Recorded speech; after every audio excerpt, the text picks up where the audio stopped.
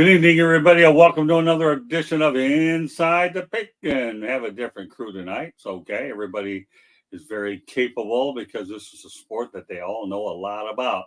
With that said, I want to let everybody know what we'll be talking about tonight before I go with the crew and some company information. We'll talk about the Michigan Wolverines and the amount of players that they have at the combine. We're going to talk about Richard Sherman, and we're going to, as well as good or bad, we're going to talk about quarterbacks not throwing at the combine. Caleb Williams, Jaden Daniels, and now Drake May, and Sean McDermott, among other things. So I hope you can stay from start to finish. So I just want to let everybody know that Inside the Pigskin is being broadcast around the world.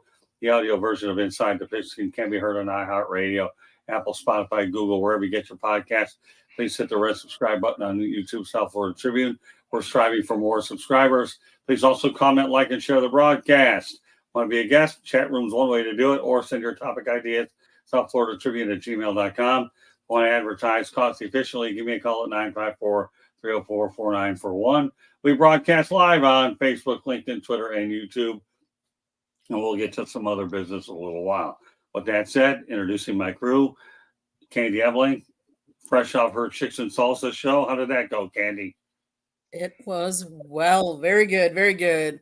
Enjoyed it. Got to go check it out. Go check Chicks and Salsa. Thanks for having me, though, Scott.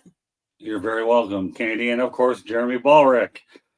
This is not the country club, but I got news for you. Jeremy Ballrick, to me, enjoys being able to handle the meat grinder because he does a lot of good grinding out facts. Good stuff, Jeremy. Welcome back, pal. I'll stay Inside the Pigskin. Happy to be back. I mean, granted, I'm replacing the guys I like talking to the most, but I'm okay. That's all right. Everybody needs a little time off. My goal is to make sure that the show goes on and we provide ourselves. And look at that. People talent. All right. Good stuff, Daniel. What's good? Smoking JB. And George Eichhorn. Well, we didn't do baseball last night, so that left an opening for football, and an early happy birthday to George Eichhorn on Thursday night. He will be, I don't know, because of sleep here on February 29th. The only thing I do know is Bill Knapp's new, and that's why they went. I put him out of business, Scott. Oh, my God. Bill Knapp's, yeah. Well, thank you very much for the birthday greeting. I'm going to be, I'll be 17, so I'll share that with your audience. 17. Yeah, I'm still not legal. I'm still not legal. Yeah, 17. Okay, that would have been, was 17% off from Bill Knapp's now. He took higher discounts. He's a shrewd operator. And last but not least, Travis Sherlock Holmes been doing a really good job in the Sports Exchange. We got him where he belongs on this show. Welcome back, Travis. Thank you for having me. You're welcome. All right, well, let's get to it. Michigan has broken an NFL Combine record by having 18 players invite us. Will the Lions draft one of these players, Travis Holmes? Sure. It sounds right.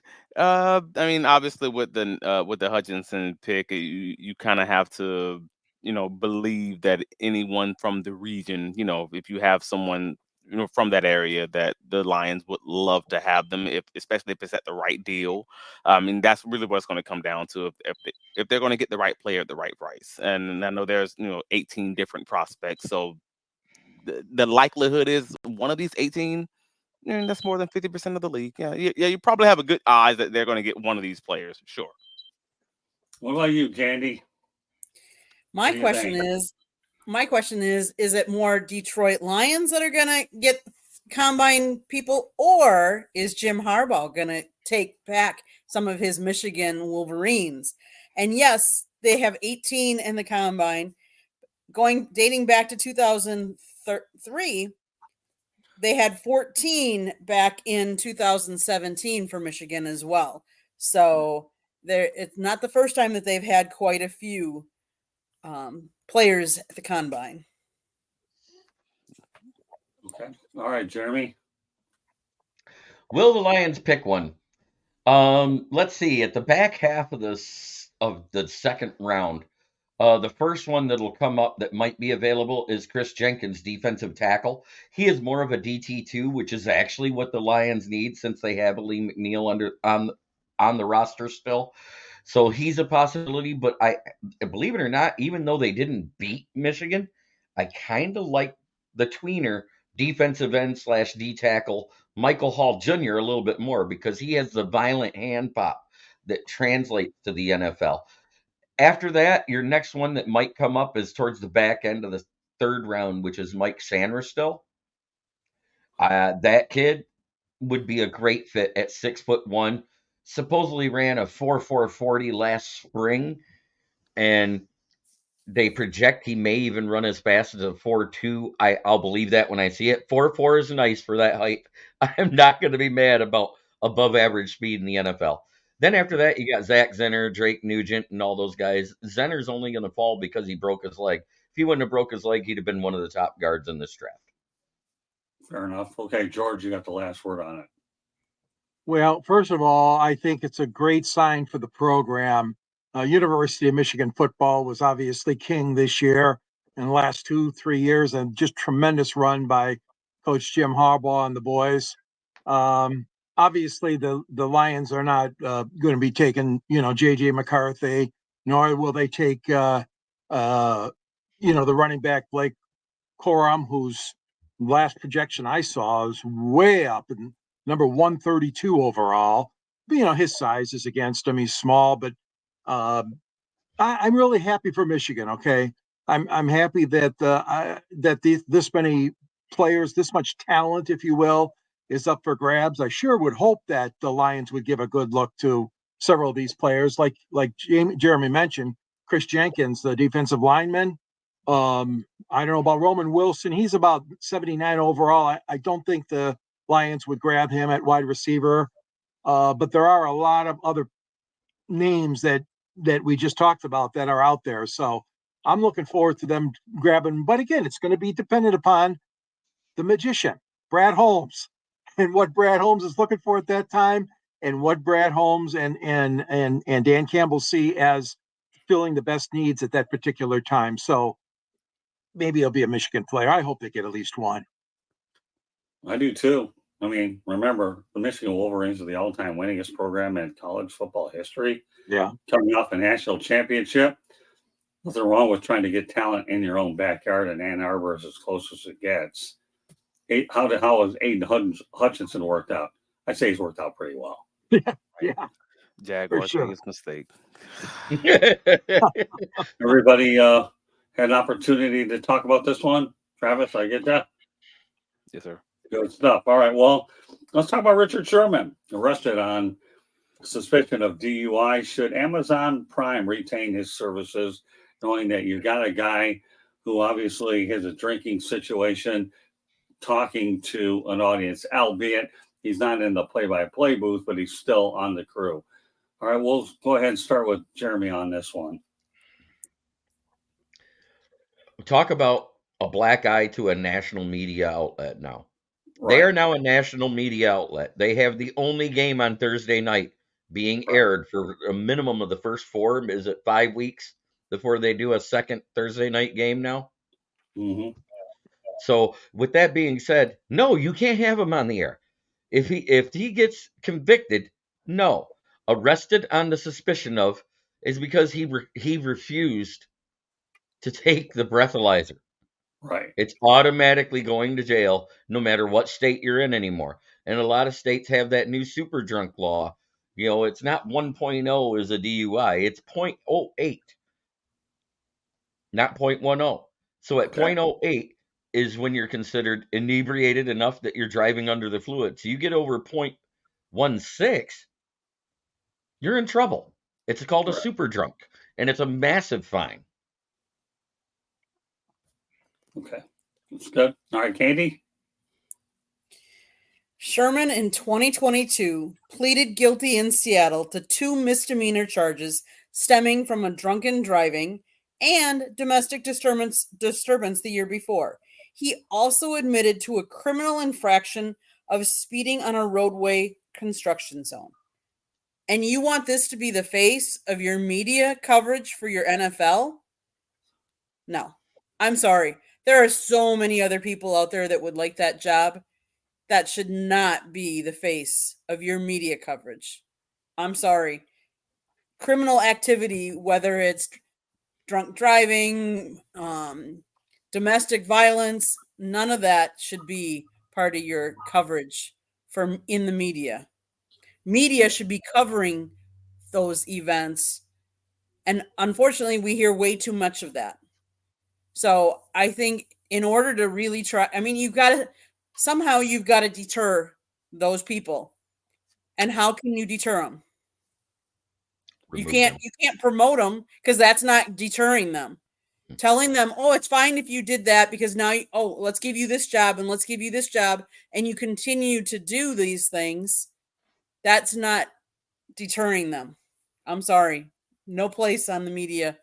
I don't care any media. It doesn't have to be just NFL or any of that. Those kind of things, no. Not if you're. Well, the reality is he's a repeat offender, period. Exactly. Not the first time. Obviously, now we're finding out he's done it multiple times. Travis? Hello, Joshua Bernstein. Good to have you back on. Go Panthers, a local Panthers fan. And let's go. That's what we're going to do, Josh. Thanks for being on. All right, Travis, pick it up. This was an interesting one. Because, the first thing, he originally refused the breathalyzer test, but then the arrest warrant stated that he actually agreed to the voluntary test. So then that was weird, and I'm not really sure what to make of that piece because, again, in the court documents it says that he agreed to the voluntary test, but then that was the original thought process behind the arrest. That's a little bit confusing in and of itself. But to Candy's point, he's had previous issues as far as drunk driving and things of that nature, so you have to be sensitive to it.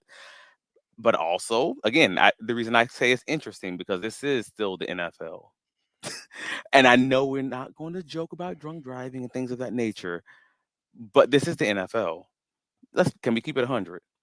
We're talking about a league full of abusers, the league with multiple guys who are confirmed abusers. We're talking multiple guys who's had drinking incidents. We've had guys who literally killed people driving on the street. And I know the NFL obviously would want to distance themselves from that, but just to keep it 100, if you're going to have somebody represent the league, you're probably going to have somebody represent if you're going to represent the league, represent the league. Represent the real league. This is really what the league is, right? This is truly what the league is. Not what we want them to be, not what we're feigning to be, not what we're pretending to be. This is actually who we are. Cool. Then you have this guy who had 2 misdemeanor DUIs beforehand, and it's the ugly underbelly of who the NFL is, and it stinks because people are imperfect. People are going to make mistakes. People are going to have problems, issues, demons, et cetera, et cetera, et cetera. And we have to figure out a way to grow over that, to live over that, et cetera. But at the end of the day, he's a former football player who's acting like a former football player.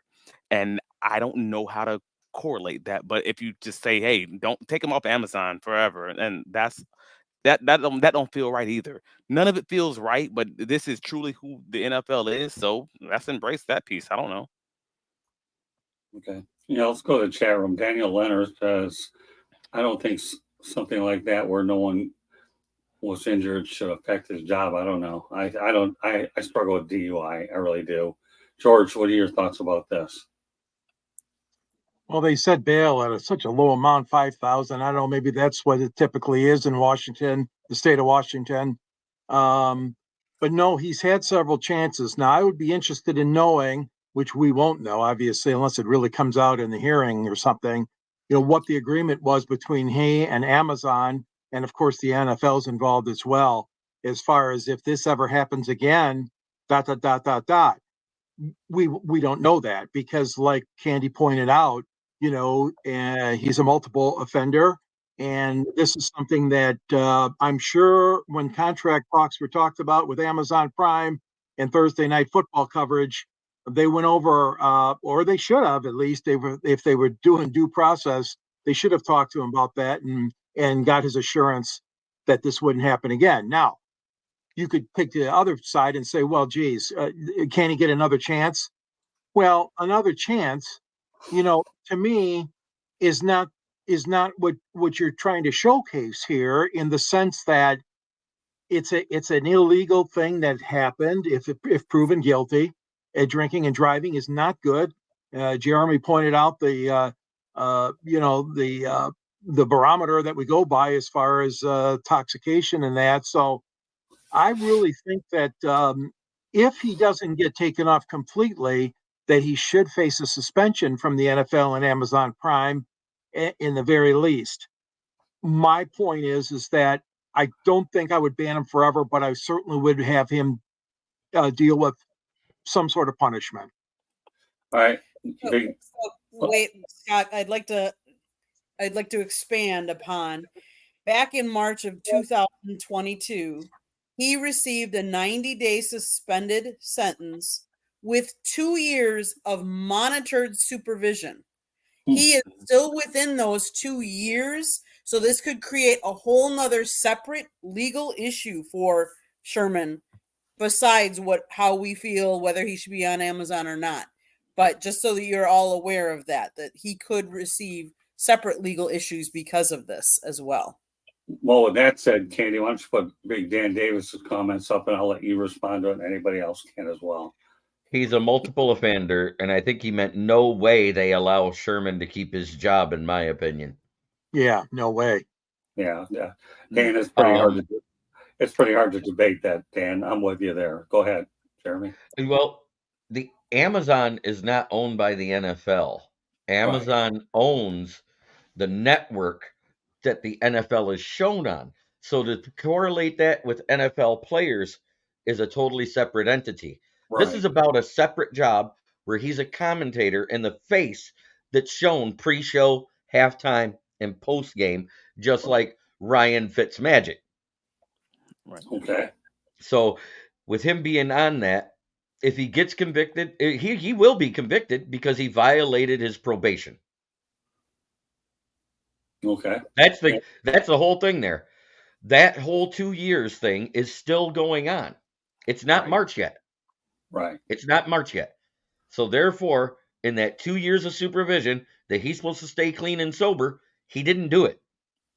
Now, what he did agree to was the physical sobriety tests, and he failed those, and they asked him to take the breathalyzer, and he goes, no. That's why he was arrested. Okay, well, you know what? Now that you've gone that far, Jeremy, you get to read Dan's comments again if he gets convicted. All right, go ahead. If he gets convicted and does time or has a fine and he's paid a debt to society, no reason for anyone to lose their job over stuff that's not work-related. It's called a code of conduct. Conduct unbecoming the shield is what they used to get rid of Ray Rice, correct? Oh, yeah. He never got back after his year suspension. He never came back. He was blackballed. Ricky Williams, when it came out that he smoked pot, and he said he wanted to come back, did he get a job? Nope, because it wasn't legal yet then, right? No. There is a precedent where this has been set. I'm sorry, Jeremy. I'm closer to that situation. Ricky Williams could have come back with the Dolphins if he wanted to play. He just didn't want to get beat up under Dave Wannstedt and getting killed. I was actually covering the team. I know where you're coming from. You're on target, but I was actually down here. So I'm not sure I could really totally go with Ricky Williams. The Dolphins would have signed him all day long, but Ricky Williams didn't want to look like Earl Campbell. But continue on, Jeremy. You're on a good roll, but I wanted to make sure I'm just saying there is precedence where people have had substance abuse and domestic violence things where they did not get to come back to the NFL. There is some that have came back because they lessened, because they realized they were too strict in the beginning because everybody complained about it. But at the same time, there is a precedence where people don't get to come back after stuff like this. Sure. And those are players being there.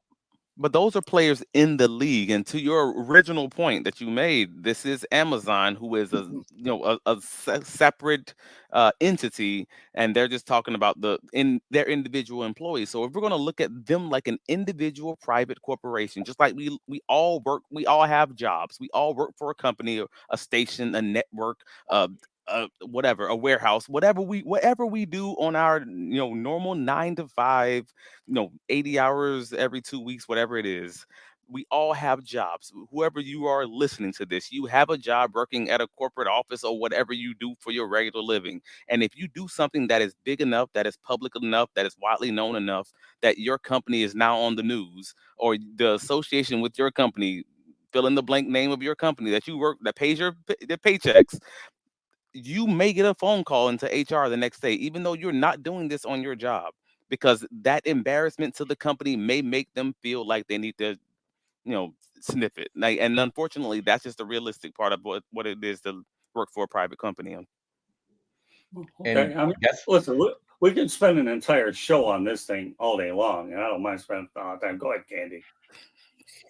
I was gonna say, to someone's point, just because he didn't hurt anybody, he should be okay. Now, wait a minute. No, because then you're saying this behavior is okay, and the only time it's not okay is if you injure somebody else. No. If he's a multiple offender and this is an offense that he can get arrested for, he should be arrested. It doesn't matter whether he hurt somebody or not, because I'll be honest with you. I know a person whose parent was killed by a 5-time repeat drunk driver offender. And I'm sorry, that person should not be out and shouldn't be able to be driving. So we've got to do something, because you don't want to just let it go until they do something or hurt somebody or kill somebody. There's got to be consequences, because you are breaking the law. And until we respect the law, what kind of society do we have? And plus, there is a zero substance abuse policy with Amazon for their regular employees. You would think they would have the same thing for their network employees. Well, That's right. Yeah. All I can say is, they're going to take this thing very seriously. And if they haven't had anything in place for this particular thing, because the NFL is relatively new, they'll probably put something in there. Great topic. I know we could spend all show on it if we want, but I certainly wanted to address it heavily. And I appreciate the input from all you folks on the crew, as well as the input in the chat room. All right, well, we're going to take this bad boy to Vegas, where Raiders GM Tom Telesco says Devanteadams will not be traded. Can you blame him, George Eichhorn? No, I can't blame him. He's a good ball player, Devanteadams. I mean, you hear a lot of things in the offseason, and a lot of players, and a lot of analysis is done on a lot of players. And I really, like I said, I've always liked him as a player. I think he should stay. I really do. But, everybody looks at different things during this time of year. We all know that. There's contracts that are expiring. There's coaching staffs that are changed. There's unfortunately, plus we have in Indianapolis, of course, to talk about that a little bit later, but the combine and things like that. So, no, I don't know. I guess, you can make a case either way, but I like the guy. Yeah. What about you, Travis? I mean, he'd be dumb to trade him. Like, let's be honest. Like, I don't know what would you even expect to get for him. He may not be happy, because we know he came there to play with Carr, and now he ended up being stuck behind a young quarterback who has struggled to get him the ball frequently, at least accurately. They end up winning games in an ugly way, and he's obviously struggling to getting the ball, and you can sometimes see that frustration even when they were winning games.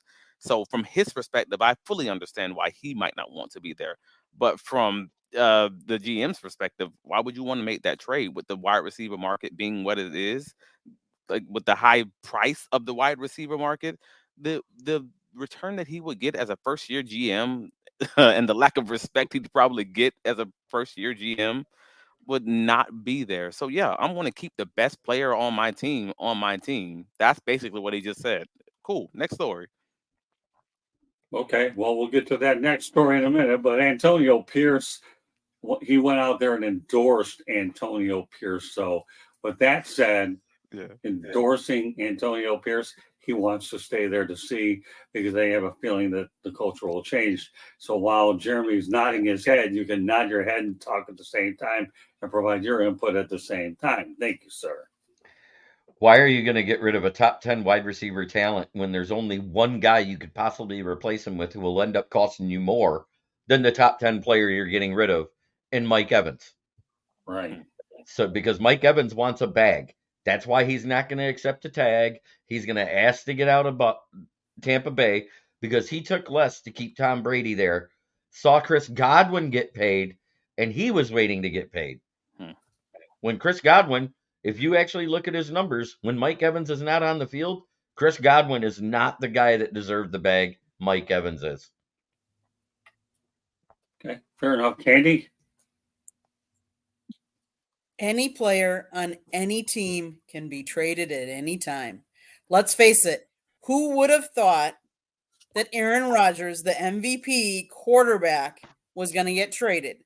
Okay, Jeremy, I get it. But I'm just saying there isn't a player in the league that couldn't be traded. Like, yes, I realize the Raiders, they would need to get a haul for him. But it could be done. Like, if you had enough, let's face it, they're talking, one of the teams that was talking about it is the Jets. The Jets do have a number of talented players that they could trade. Now, would they be smart to trade? No. Let's face it. Devanteadams is near and dear to my heart because he played for the Packers and he did well. He played well. Him and Rodgers played well together as a team. Sometimes when you have those duos of teams of player, quarterback, and receivers that just work well, I can understand where he might want to. But remember, Devanteadams grew up a Raiders fan. He grew up watching that team and wanting to be on that team. Now, I don't know that they'll necessarily go and say, hey, Devontae, do you want to be traded and who do you want to be traded to? That's not the business that they're in. But the GM has to make the best move for his club, whether he thinks that is trading him or not. And I think there is never any player, or very rarely, is there a player that is off limits. Now, I would probably say Patrick Mahomes is off limits, but I'm just saying, a couple years ago, I would not have thought Matthew Stafford was tradable. But look what happened. Look at all these. So I'm going to say there's very, very, very few players that are off limits. Yeah. Everybody have their say in it. And I agree. I agree, Candy. You hit it right, dead spot on. Yep. Very few that are not, or as they say, untouchables. Very few. I know there's rebuttals, Jeremy and Travis both want. Yeah. Okay. Yeah. Well, Travis hasn't given a weight in, but I'm going to give you the reason why they won't trade him this year. Because unless somebody pays his $40 million dead cap in full, they can't afford to trade him. His salary is only $25 million this year. It jumps to $44.1 next year, and it's only a $15 million dead cap. So it'll save him $28 million to wait a season. That's why he won't go anywhere. Okay, there you go. That was exactly what I was about to say, Jeremy. Perfect timing. Great minds think alike. The only reason that anybody's going to look into trading for him would then be because they would have an out after this season. So it wouldn't make sense. So that, like someone like the Jets, who were going all in on one season and then knowing whatever happens with Rodgers, we'll kind of just see from that point on, because you can cut him and have an actual cap savings. But outside of that, so all of that added in just to say, no one who's going to give them, the Raiders, what they want in that trade, knowing that you might be off that risk literally the next season. I think the only way you can logically put this subject to bed anyways, let's just see who's under center next year for the Raiders. Yeah, that's a big one. You really do. I mean, he's not going anywhere anyways. He's already stated he wants to be there anyways. Yeah. And with all due respect, when you endorse your head coach, just find him a quarterback to throw him the football. All right. There's a question from Big Dan Davis. I want to know who wants to answer this, because that way we have other things to get to. So go ahead and read it, George, and see if you want to answer this question. Big Dan, Pistons question for you guys. What were your thoughts on the chop block on Asler Thompson that was an egregious no call? What happened in front of the ref? How come the ref didn't call that? Well, the referee apologized. James Williams is the crew chief, and I think he's going to be having a few words with Joe Dumars and maybe even the commissioner Silver. I mean, it was obvious foul, okay? And the Pistons have a right to be upset about it. Monty Williams is going to get fined. He's going to get fined for what he said afterwards about the officiating, and he knows that. But the Pistons had a legitimate gripe. They had a legitimate foul that was missed in the Orlando loss, too. So, I mean, here you're talking about one of the dreads of the NBA. I hate to say it, the Pistons. And here it's happening right there in New York City, the home of the NBA, if you will, Madison Square Garden. But this being said, this isn't the first time we've seen this. You guys probably know this, and we're not going to get too far into this, but a lot of the NBA veteran referees are long gone. They're retired. They couldn't stand it anymore. So you get a lot of new, younger officials in there. I'm not saying they're bad, but I'm just saying they don't have the experience like the other teams. But good point, Big Dan. But yeah, they talked to James Williams, the chief of the crew, and he did say that they missed that call. It should have been a foul. Yeah, and it's a bad look on the NBA when this continues to Yeah. happen. Yeah, it is. As if the league doesn't have enough troubles, why don't we just add this one to it?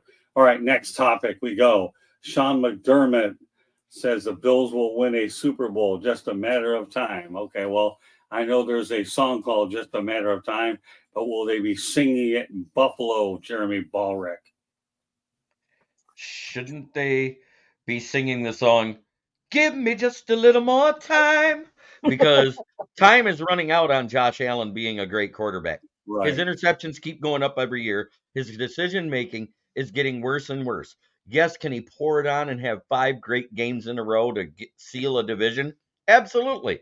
Can the defense actually show up and play 17 games straight? We've seen they can't, because everybody is getting long in the tooth and they're starting to get hurt and they're starting to have problems, and their depth is showing is not as strong as everybody thought it was.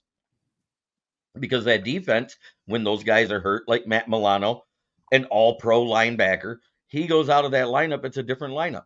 Von Miller gets hurt, different lineup. Ed Oliver gets hurt. That interior defense goes away like melted butter. There's all these things that happen, and when it all happens in one season, it hinders them. Okay. Travis?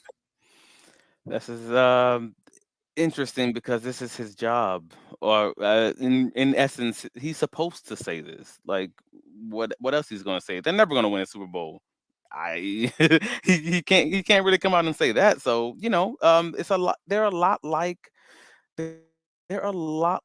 the Indianapolis Colts in very many ways during the Tom Brady era. Like, you could win a Super Bowl, and you can be a really good team, a really solid team, but you just couldn't get past that freaking mutant on the other sideline in Tom Brady, and in this case in Pat Mahomes. And that's really been the issue with this team, is like, when you're a good team, a really good, solid, above average team who just has a problem getting past this great team. And as long as that man is on that other sideline with that coach that loves his chicken nuggets, then we're gonna have an issue here. And so the Colts ended up winning a few championships in Manning's time. I mean, really, I'm sorry, one championship in Manning's time, and that was like literally one. So the Bills might win a Super Bowl in however many years. I can't say he's going to be the coach when it happens. Right. That's a great point, and I'll let George Eichhorn pick it up. That's a great point, Travis. Well, yeah, I mean, he's 28 years old, Josh Allen. But let me see here. 1, 2, 3, 4, 5, 6 games in a row the Bills won before they ran into the buzzsaw, otherwise known as Kansas City. But I know Jeremy brings up a good point. He does throw too many interceptions. There are only a couple of games. In fact, both playoff games, he did not have an interception in. But that being said, like you said, Smoking Jeremy, his totals have gone up for the interception. The interception ratio is too high. I know it's like, year after year, people get excited, and especially passionate fans that want Buffalo to win. But year after year, there's been this disappointment. And that goes along with the frustration when Jim Kelly was quarterback. How many Super Bowls did they lose? 3 in a row, was it? All right. And, but this is a new era, obviously. It's a new era. They're building a new stadium there. And But it's just not him. You got to surround him with the right cast. You got to have more depth, as Jeremy mentioned, on the line. And I think he's a good quarterback, but he is not in that upper echelon yet. And until they can get over that hump, like you guys were alluding to, and beating the Chiefs and beating teams like that, I mean, that's going to be the telltale sign. But at 27, I said 28, 27 years old, he actually is. I still think there's a lot of good football left in him, but you got to surround him with the right cast. You got to have more depth on that team. Candy?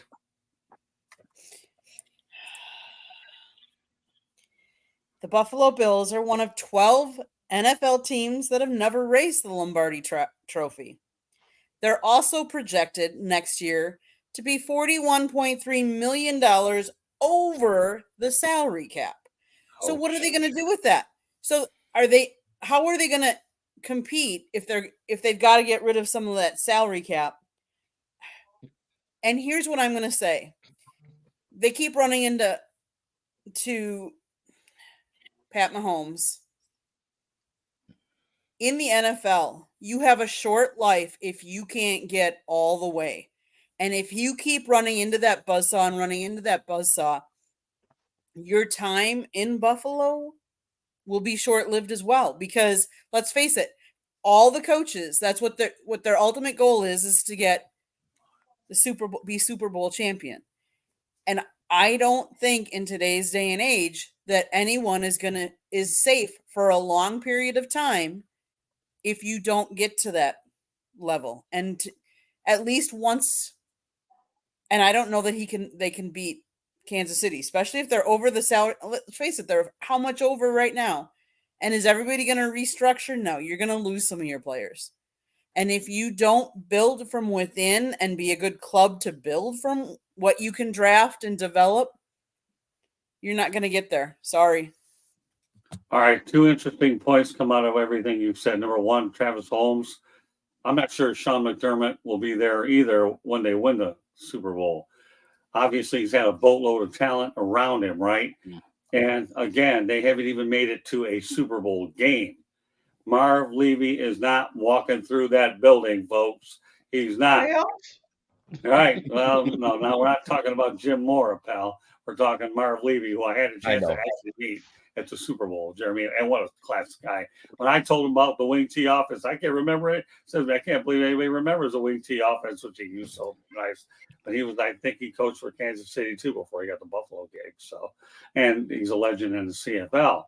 So I'm with you, Travis. I don't know if Sean McDermott's going to be there. And George brings up an interesting point. You have a new stadium, right?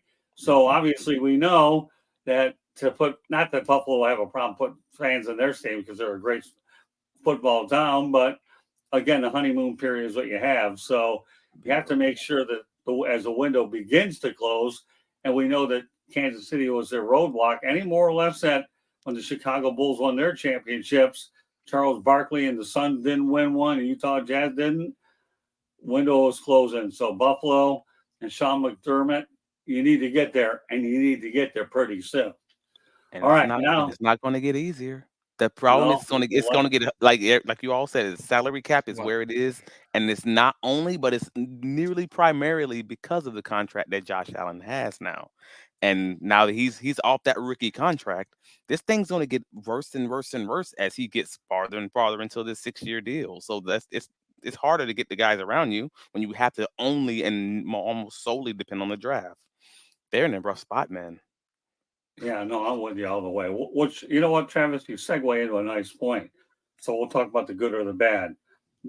There is a report that potential number one pick Caleb Williams won't throw at the NFL Combine, and LSU quarterback Jaden Daniels doesn't plan to work out.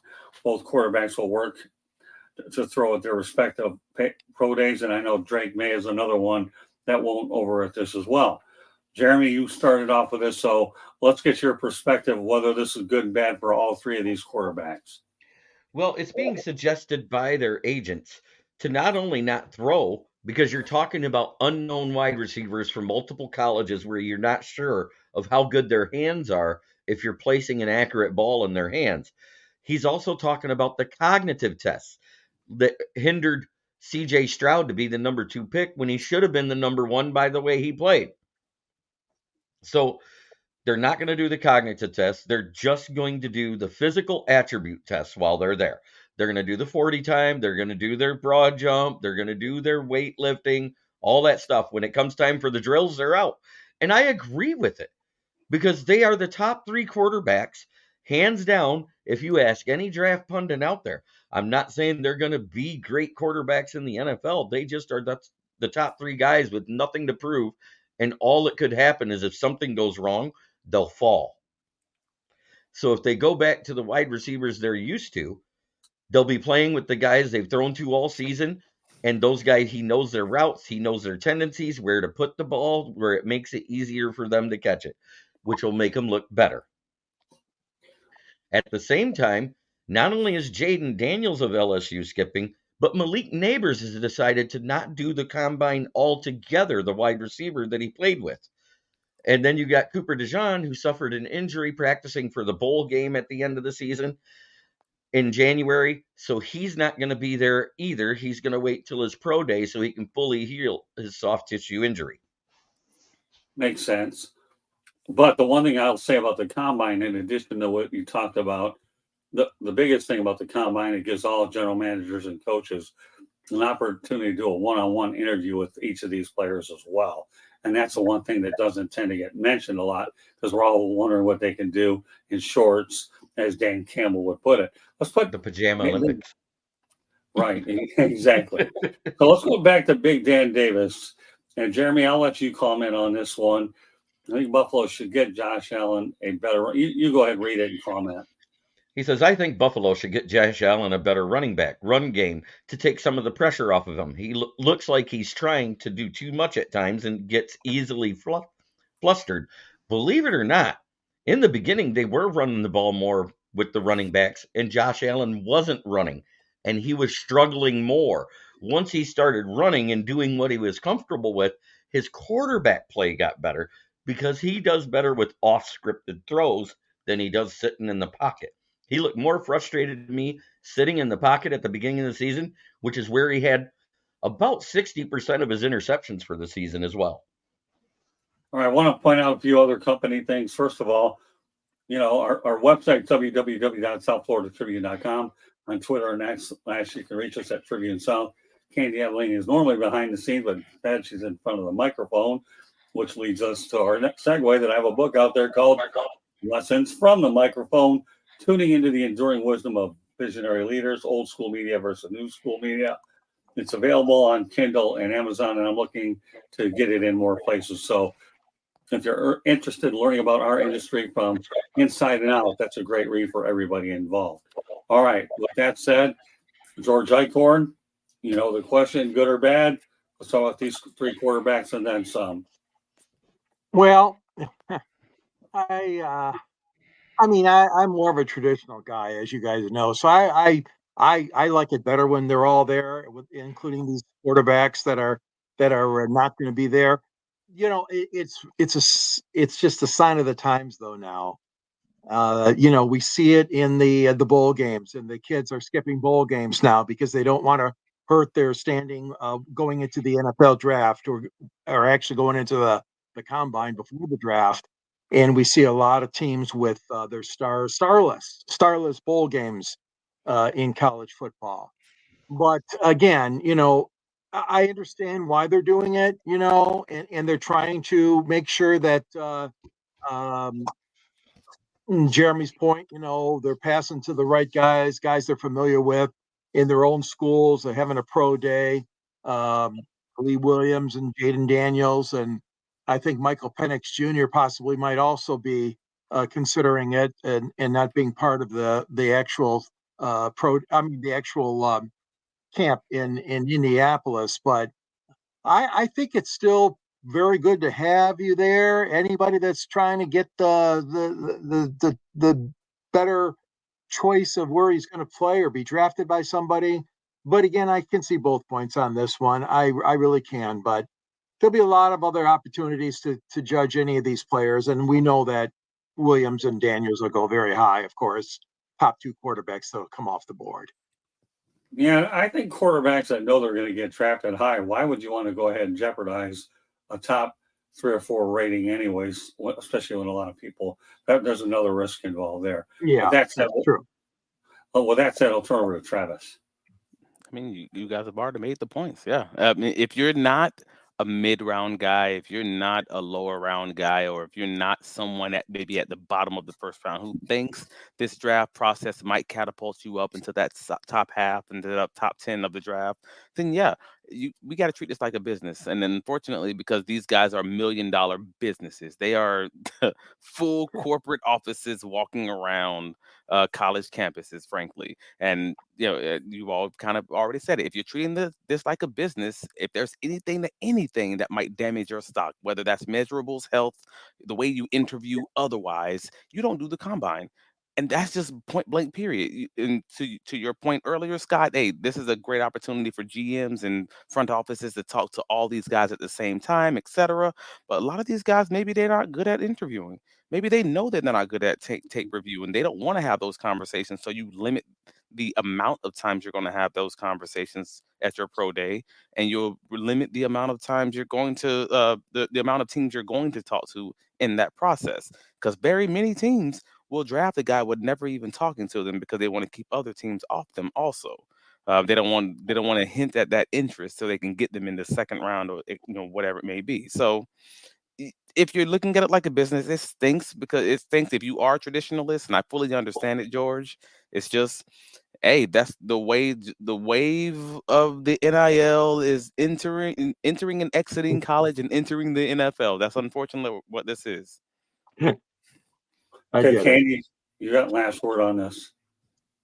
Okay, guys. He's not the only Heisman winner that obviously that isn't doing it. Jaden Daniels and himself. But some of the more highly touted quarterbacks who have not thrown at the combine include, but are not limited to, Andrew Luck, Joe Burrow, Matthew Stafford, Robert Griffin III, Sam Darnold, Kyler Murray, and Bryce Young. So this is not an NIL thing. This is, I know I'm top quarterback in the top echelon of the quarterbacks. I don't need to prove more. Like you said, Travis, those mid-tier quarterbacks need to prove it more. And so they're the ones that are going to have the shot. He just doesn't feel that he needs to. And I get it. But to George's point, this isn't something that's just brand new. Matthew Stafford didn't graduate last year. He's been in the league for a long time. So it's not a new thing. It's just a thing that certain people or certain quarterbacks or certain level of competitors don't feel they need to showcase, because they've already been showcased. Everybody already knows he's top. Well, everybody have an opportunity to chime in on this? Yep. Thank you. All right, let's go to our parting shots. I'm going to actually lead off with this because Jeremy kind of alluded to it in a very indirect way. General Manager Jason Licht wants to ensure Mike Evans is a buck for life. Well, now that you believe that, Jason, sign him and pay him if you want to do that. Walk the walk and talk the talk, or talk the talk and walk the walk. Because when other players are getting raises, like Chris Godwin and other players, that Mike Evans' attitude is, it's my turn, period. Jason, you need to walk the walk and talk the talk. All right. Travis, parting shots. The NFL has some serious CBA negotiations to try to figure out in that 2023. 2020. Goodness gracious, 2030 negotiations. That those upcoming negotiations that they have for the new CBA, because honestly, they just screwed the pooch so bad with this last negotiation, and it's just demolished. It's killed the entire running back market. When you're looking at all the different running backs that are available currently that weren't tagged and that likely won't get those big contracts, it's pretty terrible. And then when you look at the NFL draft, when you're looking at like even the top guys in this upcoming draft, it doesn't seem like you're even going to have one first round, like true first round running back. So you're talking, these are going to be a lot of teams just loading up on second, third, fourth round running back guys.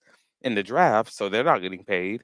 And you have most of the free agent guys like Saquon Barkley, Austin Eckler, Josh Jacobs, etc., aren't going to be paid big money. They're probably going to get, low tier tight end money by the time everything's said and done. The running back market has truly been devalued to the point where they're basically a step above special teamers. And it's kind of wild that it's become that. So it's just I'm curious to see how that's going to be figured out, negotiated. What's going to take place with them having their own, NFL, PA. I don't know, but they got some work to do because people are, coming out of college aren't want to play running back anymore. Okay, interesting point. All right, Jeremy, what do you got? The guy that has the most to prove in this is the guy that has been the most injured and right now considered a day 2 pick. That's Michael Penix. He has 2 strikes against him, an injury list of a laundry list of injuries, and then he's also a left-handed quarterback, which has never fared well in the NFL except for a couple here and there. So he has to prove that he's worth for a team to invest in a right tackle that's as good as a left tackle to protect his blind side. Okay, I like it. All right, George Eichhorn. Well, the casualty list includes somebody that I didn't expect, but I understand why. He did not play as much in the second half of the season. I'm talking about safety Tracy Walker of the Detroit Lions. This is a guy that was always open to talking to the media. In fact, a couple of years ago, the Pro Football Writers Detroit chapter and the Detroit Sports Media Association jointly gave Walker the Good Guy Award, which is the equivalent of being media friendly. And Tracy Walker really did a terrific job while he was in Detroit in answering questions and sticking around long in the locker room, on the practice field. So it's sad to me to see somebody go, but we all know, like it was stated here during the show several times, it is a big business.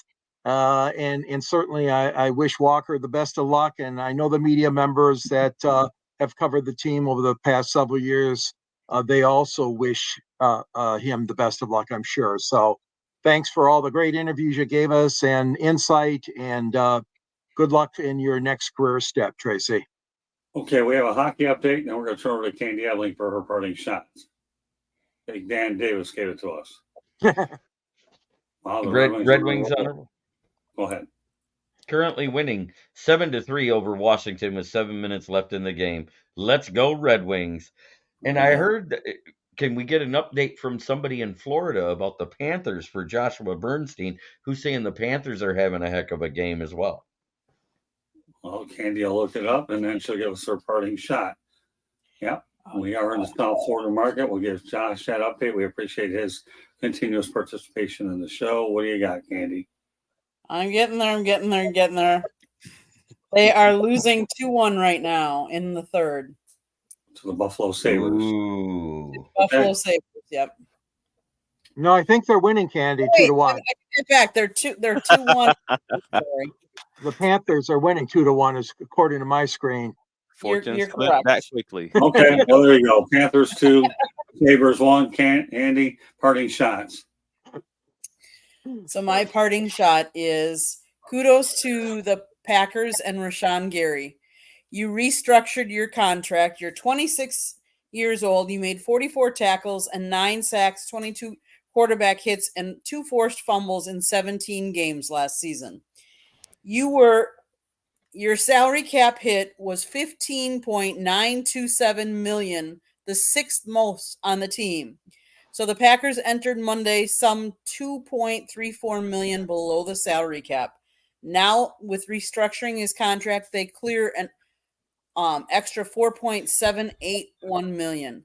So what I'm going to say is kudos to signing and restructuring the right players' contracts so you have money to dole out to others. And kudos to Rashawn Gary for taking it, because let's face it, if you have players that you think are good in your organization and you want them to continue, you might have to take hits and you might have to, like Tom Brady restructured his contract. Good for them. Good for the Packers and good for Rashawn Gary.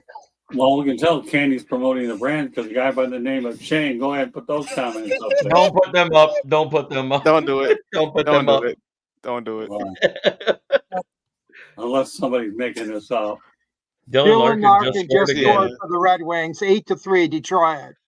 Oh, okay. I'll explain why you don't put those up after the show. It doesn't matter. Hey, that's okay with me. Nevertheless, Candy, why don't you take us home? So, if you'd like, the audio version of this can be heard on iHeartRadio, Apple, Spotify, Google, or wherever you get your podcasts. Please visit our website, www.southfloridatribune.com. You can see the writings of Scott Morganroth, George Eichhorn, Jeremy Ballrick, or you can find my pictures there as I take pictures. Obviously, we want you to go out and buy Scott's book, Lessons from the Microphone. It's available on Amazon or Kindle. If you see in that right by George, there's a red subscribe button. If you see it, that means you haven't subscribed to us. And I'm going to ask you, why haven't you? You're missing out. You need to hit that red subscribe button. If you'd like to advertise, call Scott. Excuse me, 954-304-4941. We are live on Facebook, LinkedIn, Twitter, and YouTube. But if you like this show, please subscribe. Tell all your friends. We have 108 Stitches Baseball Talk. We have Inside the Pigskin. We have Sports Exchange, Pundits Pundit. We have Fire Up. Come listen to all of our shows. Okay, Scott, back to you. Well done. All right. With that said, will everybody know how they can get a hold of them? We'll start it off with Jeremy. Well, you can see my writings, as Candy mentioned, under the Motor City Tribune, which is under the southfloridatribune.com website.